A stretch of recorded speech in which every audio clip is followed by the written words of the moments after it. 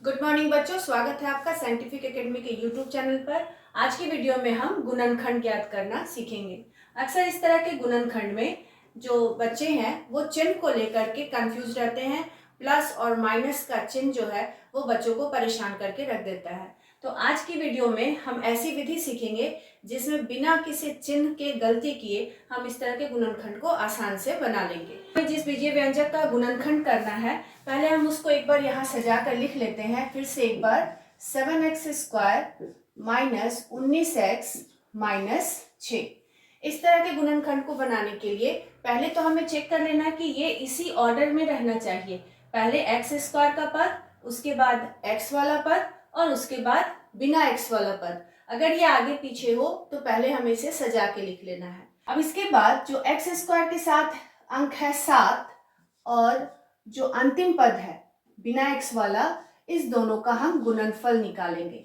तो 7 छक 42 आ गया इस x² के पद और इस अंतिम पद का गुणनफल 42 आ गया। अब हमें दो अंक ऐसा खोजना है जिसको गुना करे तो 42 और उसको जोड़ने या घटाने पर ये बीच वाला पद 19 आना चाहिए।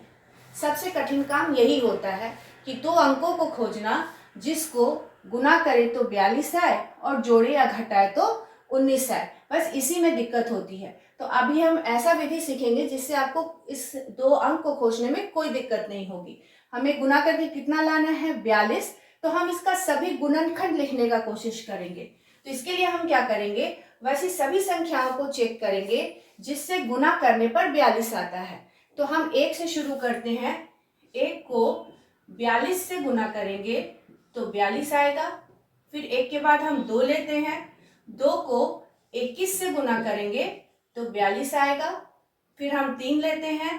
3 को 14 से गुना करेंगे तो 42 आएगा। उसके बाद फिर हम 4 चेक करेंगे तो 4 से 42 विभाजित नहीं होता, ये 5 से भी नहीं कटेगा। उसके बाद 6 से, 6 को 7 से गुना करेंगे तो 42 आएगा। उसके बाद फिर 7 से 6 को गुना करेंगे तो 42 आएगा। तो चूंकि अब यहाँ ये रिपीट हो गया संख्या, तो इसको हम नहीं लेंगे, बस हम यहीं तक रुक जाएंगे।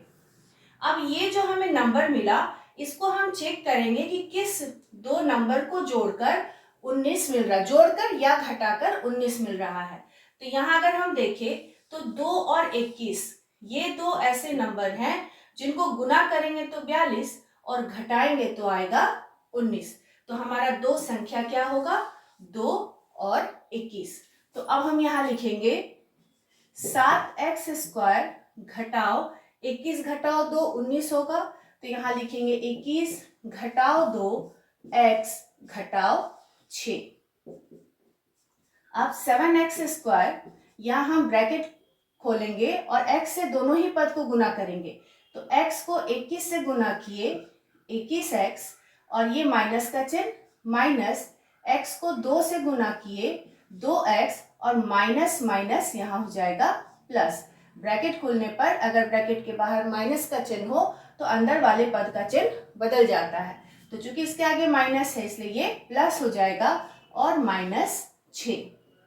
अब हम देखेंगे कि पहले दो पद में हम क्या कॉमन ले सकते हैं। तो 7x² और 21x, तो 7 और 21 में 7 आ जाएगा बाहर और x² और x में x आ जाएगा बाहर। तो यहाँ बच गया 7x² में से 7x बाहर आ गया तो x बचा। यहाँ जो चिन्ह होगा वही चिन्ह देंगे और 21 में से 7 कॉमन चला गया 3 और x तो आ ही गया है बाहर। तो यहाँ बचा सिर्फ x घटाओ 3। अब अगले दो पद में देखते हैं, यहाँ है जोड़ का चिन्ह। तो जोड़ 2 और 6 में 2 कॉमन आ गया। x का पद दोनों में है नहीं तो x आएगा नहीं।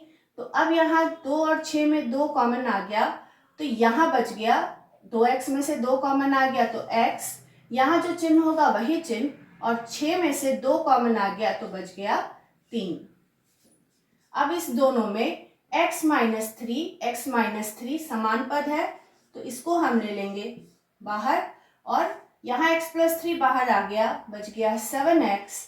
यहाँ जो चिन्ह है वही चिन्ह और यहाँ x - 3 बाहर आया तो बच गया 2।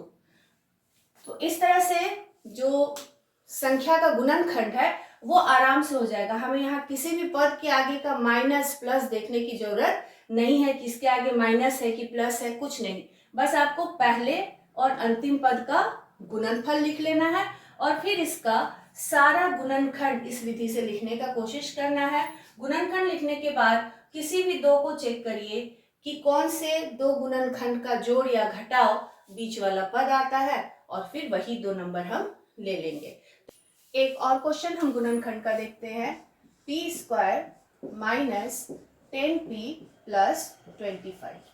ये क्वेश्चन उस क्वेश्चन से थोड़ा सा अलग है। यहाँ केवल जो स्क्वायर वाला पद है उसके साथ कोई गुणांक नहीं, कोई नंबर नहीं है और ये फिर आपका सजा के लिखा हुआ है P square minus 10p plus 25। ये जरूर चेक कर लेना है कि ये सजा हुआ है या नहीं। पहले स्क्वायर का पद होना चाहिए चर का, फिर चर वाला पद और फिर बिना चर वाला पद। तो यहाँ अगर पहले पद के पहले कुछ नहीं है यानी इसका गुणांक है 1। ठीक है, तो 1 और 25 का गुणनफल कितना हो जाएगा? 25। तो अब हम दो अंक ऐसा खोजेंगे जिसका गुणनफल 25 और जोड़ने या घटाने पर आए 10। तो 25 का हम सारा गुणनखंड लिखते हैं। 1 गुना 25 बराबर 25। 2 से 25 में भाग नहीं लगेगा, 3 से भी नहीं लगेगा, 4 से भी नहीं लगेगा, फिर 5 से। 5 गुना 5 25। तो अब ये दो ही गुणनखंड है। अब इसमें से देखना है कि किस दो अंक को लेने पर हमें रिजल्ट मिल जाता है। तो यहाँ देखिए 5 गुना 5 25 और 5 जोड़ 5 10। तो हम दो अंक लेंगे 5 और 5। तो लिखेंगे पी स्क्वायर घटाओ 5 जोड़ 5 पी जोड़ 25 बराबर पी स्क्वायर। अब यहाँ ब्रैकेट खोलेंगे भी और गुना भी करेंगे। तो माइनस इसको 5p से गुना किए 5p, फिर यहाँ माइनस प्लस माइनस 5 को p से गुना किए 5p जोड़ 25। अब पहले पद में दोनों में p कॉमन आ जाएगा। पहला p स्क्वायर में से p कॉमन आ गया, p घटाव 5p में से p बाहर आ गया, बच गया 5। अंतिम दो पद में 5p और 25 में 25 अगले दो पद में कॉमन लेना है। तो यहाँ पहले माइनस का चिन्ह है तो माइनस लिख लिए। 5p और 25 में 5 कॉमन आ जाएगा।